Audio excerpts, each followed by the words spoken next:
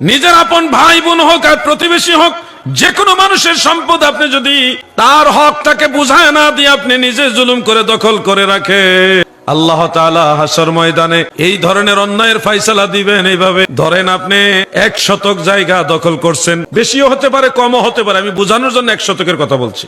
এই 1 শতক জায়গা বা জমি আল্লাহ তাআলা পৃথিবীর এই জমিন থেকে সপ্তম আসমান পর্যন্ত উঁচা করবে, লম্বা করবে। এক আসমান থেকে আরেক আসমানের দূরত্ব হলো 500 বছরের রাস্তা।